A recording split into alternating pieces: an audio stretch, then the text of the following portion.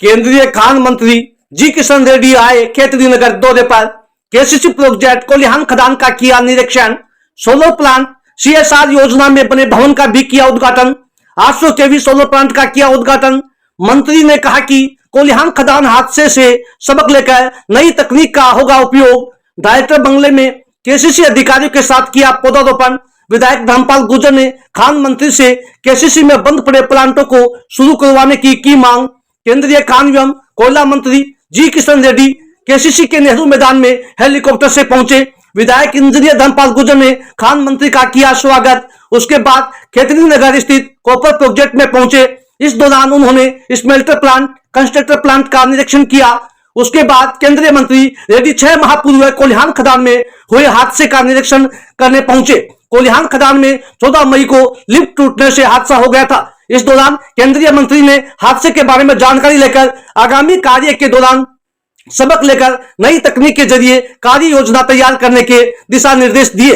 केंद्रीय मंत्री जी किशन रेड्डी ने कहा कि कोलिहान माइंस हादसे को लेकर केंद्र सरकार की ओर से महत्वपूर्ण कदम उठाया जा रहा है। हादसे से सबक लेते हुए आगामी समय में नई तकनीक को लेकर काम किया जा रहा है। यह सबसे पुराना प्रोजेक्ट है। इसमें कार्य को सुचारू बनाने के लिए विदेशी तकनीक के उपयोग को लेकर रणनीति बनाई जा रही है। देश में कॉपर की बहुत ज्यादा डिमांड है तथा आने वाले समय में यह डिमांड और भी बढ़ेगी। केंद्र सरकार का विजन है कि दूसरे देशों पर निर्भर नहीं रहना। इसके लिए हर सेक्टर को आत्मनिर्भर बनाए जाने का प्रयास किया जा रहा है। आगामी 25 साल में देश को विकसित बनाए जाने के लिए प्रत्येक सेक्टर को मजबूत बनाया जा रहा है। हिंदुस्तान कॉपर लिमिटेड संयंत्र को लेकर जो भी समस्याएं सामने आ रही हैं, उनके बारे में जानकारी जुटाकर जल्द ही बेहतर कार्य किया जाएगा। एचसीएल के विकास प्रोडक्शन को बढ़ावा देने, कर्मचारी हितों को लेकर दिल्ली में एक बैठक कर आगामी रणनीति तैयार की जाएगी। विधायक इंजीनियर धर्मपाल गुर्जर ने बताया कि यह हिंदुस्तान कॉपर लिमिटेड एशिया का सबसे बड़ा प्रोजेक्ट है। तांबे की क्वालिटी सबसे बेहतर होने के बावजूद भी प्रोजेक्ट को बंद कर दिया गया। प्रोजेक्ट को बंद करने में कांग्रेस सरकार ने महत्वपूर्ण भूमिका निभाई थी। स्थानीय लोगों को रोजगार देने में सबसे बड़ा संस्थान था। उसके बंद होने से आज रोजगार का संकट पैदा हो रहा है। प्रदेश व केंद्र में भाजपा की सत्ता होने से आमजन की उम्मीद इस प्रोजेक्ट को लेकर बनी हुई है। ऐसे में आमजन की भावनाओं को देखते हुए शेखावटी के लोगों के लिए प्रोजेक्ट की पुनर्जीवित कर रोजगार के साधन उपलब्ध करवाए जाने चाहिए। इस दौरान केंद्रीय मंत्री रेड्डी ने गोठला पीएससी परिसर में 15 लाख रुपए की लागत से बने हॉल व 800 केवी सोलर प्लांट का उद्घाटन किया। अंत में डायरेक्टर बंगले में पौधारोपण भी किया। सीएमडी घनश्याम शर्मा, कलेक्टर शरद मेहरा, इकाई प्रमुख GD Gupta, director mining Sanjeev Singh सहित अनेक गणमान्य लोग मौजूद रहे। मैं लगभग 5 महीने पहले इस मिनिस्ट्री का जिम्मेदारी संभाला हूं।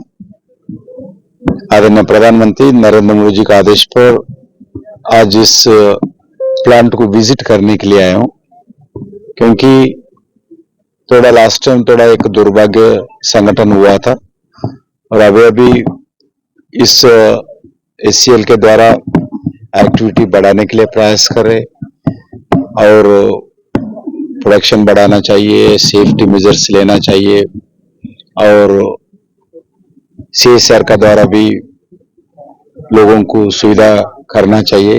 इस दृष्टिकोण से पहला विजिट चर्चा करूंगा, बाद में हमारा ऑफिसर से के साथ बैठ के और कैसा इस माइनिंग में नया टेक्नोलॉजी यूज हो सकता है और प्रोडक्शन कैसा बढ़ सकते हैं, आने वाले दिन में और अच्छे सेफ्टी मेजर्स क्या ले सकते हैं, ये थोड़ा और चर्चा करने के लिए स्वयं आया देख रहा हूँ। उसके बाद जो आने वाले दिन में हम नया नया टेक्नोलॉजी यूज कर माइनिंग मिनिस्ट्री के द्वारा और जो सीएसआर एक्टिविटी बढ़ा रहे डिस्ट्रिक्ट मिनरल फंड के द्वारा डीएमएफ के द्वारा भी नियर बाई इस जिला में जो कलेक्टर के नेतृत्व में क्या क्या एक्टिविटी हो रहा है वो भी रिव्यू करेंगे। ऐसे आने वाले दिन में देश भर में कोयला मिनिस्ट्री हो और खान मिनिस्ट्री हो, दोनों का भी और आगे ठीक तरीके से काम होना चाहिए, ऐसा प्रधानमंत्री जी का आदेश है।